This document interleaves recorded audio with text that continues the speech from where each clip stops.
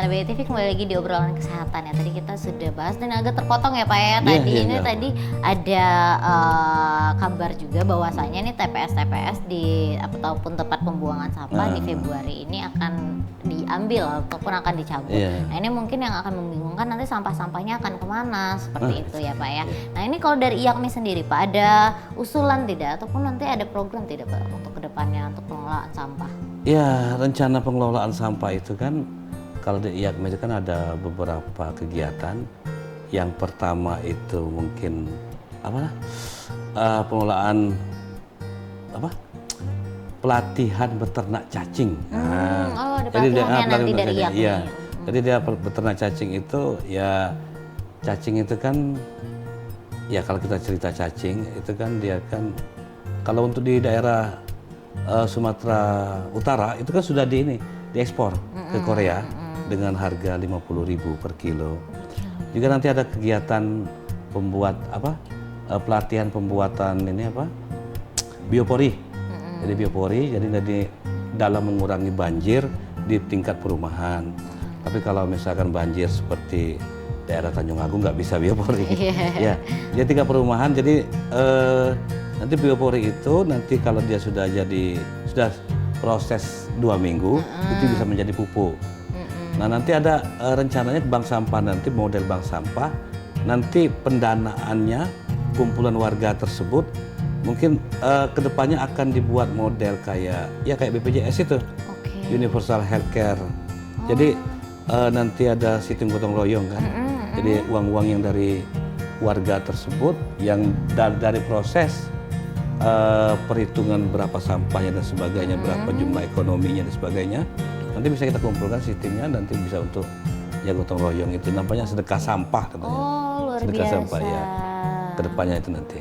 Berarti ini bisa jadi program mungkin seperti semacam koperasi lingkungan nanti bisa jatuh ya bisa, Pak ya? Bisa jadi seperti koperasi lingkungan. Jadi di mana nanti sampah yang dikumpulkan nilai ekonominya hasilnya berapa itu nanti akan dipergunakan untuk kebutuhan lingkungan setempat gitu ya Pak. Apa ada warga yang sakit atau mungkin ada kegiatan di RT RW setempat gitu ya Pak? Iya seperti itu. Ya kadang-kadang kita kan kalau saya pribadi juga kan kalau dihubungkan sama kerja itu kan belum tahu bentuknya, mungkin kan kita kan agak malas ngerjakannya.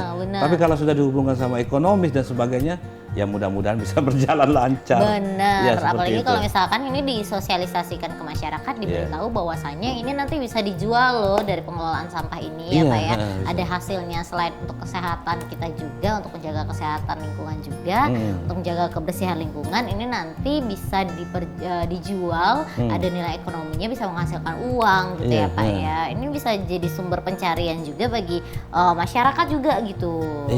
Benar, apalagi mungkin yang tinggal di wilayah yang mungkin sebenarnya nih cukup kumuh, banyak sampah. Nah, baiknya ini bisa dikelola dengan baik ya Pak ya.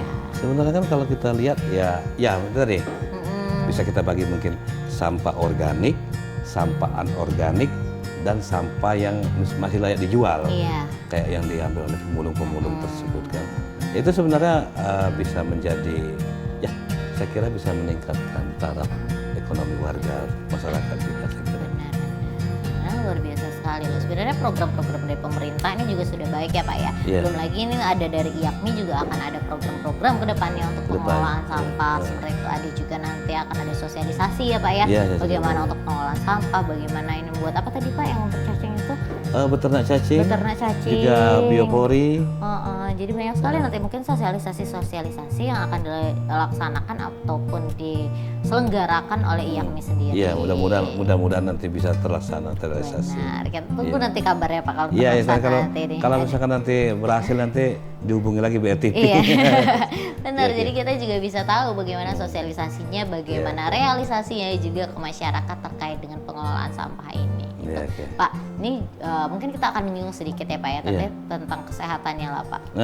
Mungkin di episode-episode sebelumnya kita sudah membahas juga bahwasanya memang mungkin Sahabat BTV juga tahu dan paham betul bahwasanya sampah ini adalah sumber penyakit gitu.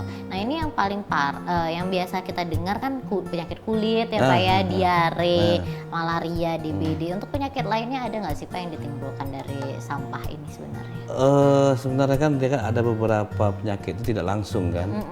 Tapi ya kalau proses pembakaran itu yang berbahaya. Oh, yang paling bahaya. Kalau bahaya itu kan sebenarnya. dia kan bisa mengakibatkan infeksi pernapasan dan ya kanker ya. Jadi kan sifat kanker itu kan dia kan tidak langsung. Tidak langsung. Jadi mungkin 5 tahun ke depan, 10 tahun ke depan Baru terlihat. baru terlihat, yang itu berbahaya. Jadi kalau kita berbicara tentang penyakit pada umumnya yang diakibatkan sampah, mungkin tidak bisa dijelaskan. Iya, banyak Ya sekali pokoknya. banyak, tapi karena apa?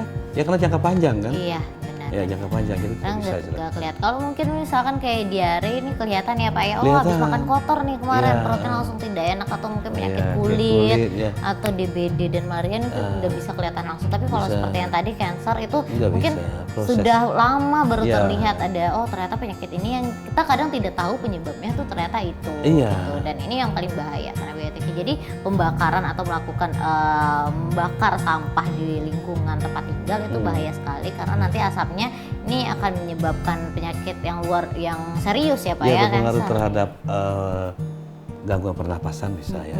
Tapi kadang radang tenggorokan di awalnya kan. Tapi ya kita tidak tahu nanti kan tiba-tiba ya banyak sih kasus-kasus banyak. kanker seperti itu kan. Kayak itu misalkan saya pernah baca penelitian, tapi ini di luar itu ya kayak kanker itu bisa diakibatkan oleh ya karena penanganan sampah yang tidak baik. Penanganan sampah yang tidak baik itu ya. bisa juga menyebabkan juga penyakit. Iya, tapi dia tidak secara Iya, langsung. tidak kan. secara langsung. Mungkin jangka panjang ya Pak Jangka ya. panjang, betul, Gitu. Nah ini juga menjadi PR nih untuk Sana BTV agar memperhatikan kesehatan dan kebersihan lingkungan di mana kita tinggal ya Pak Iya, ya. benar, Bagaimana kebersihan dan kerapihan lingkungannya juga. Mungkin yang tinggal di wilayah ataupun titik-titik langganan banjir. Iya. Ini yang bisa menjadi perhatian ya Pak ya. Apalagi kalau sekarang tuh Bengkulu lumayan sering diguyur hujan. Iya, Mungkin iya. yang kalau sudah banjir, mungkin bagaimana membersihkan sisa-sisa banjirnya juga menjadi perhatian. Iya. Sampah-sampah sisa-sisa banjir tuh juga menjadi perhatian bagaimana ini pengelolaannya, pembersihannya secara baik seperti apa agar tidak menimbulkan penyakit-penyakit. Iya, kalau banjir kan banjir tadi ya mungkin kita solusinya dalam waktu dekat itu ada pembuatan biopori Gitu untuk tadi. mengurangi banjir, tapi ya dengan volume tertentu. Iya. Nggak bisa kalau ini. Kalau mungkin untuk perumahan bisa dilakukan. Mungkin ada beberapa perumahan yang mungkin sekarang kalau gampang tergenang banjir ya Pak ya kalau diguyur hujan seperti Iya, itu. Baik Pak, karena kita juga sudah di penghujung segmen nih Pak, mungkin ada pesan-pesan juga yang ingin disampaikan ke Sana BTV terkait dengan pengelolaan sampah, bagaimana mungkin mengolah sampah agar kesehatan kita ini tetap terjaga juga. Silakan Bapak. Ya, sahabat BTV ya. Ya, Sana BTV. Sahabat BTV ya, oke. Ya mungkin ke depannya ya kegiatan dalam pengelolaan sampah itu kita harus dijadikan apa ya? Mungkin ada skala prioritas juga. Kita kan ada kegiatan sekarang yang dicanangkan oleh wali kota itu bebas sampah, merdeka sampah. Nah mungkin sebenarnya penyakit yang diakibatkan oleh sampah itu banyak, tapi mungkin yang kita tahunya secara langsung ya, mungkin dalam bentuk apa ya, penyakit misalkan penyakit kulit, penyakit tipes, diare dan sebagainya. Nah penyakit yang turunannya itu sebenarnya banyak, tapi kan mungkin ada beberapa kayak misalkan pembakaran sampah sembarangan itu kan, itu bisa mengakibatkan gangguan pernapasan dan pada akhirnya akan mengakibatkan kanker paru-paru dan sebagainya. Nah itu saya kira itu harus dihindari. Jadi mungkin ya pihak rumah tangga itu mungkin dalam pengelolaan sampahnya kalau di warga-warga setempat kan mereka berkoordinasi dengan LPM, jangan membuang sampah sembarangan, maksudnya gitu ya.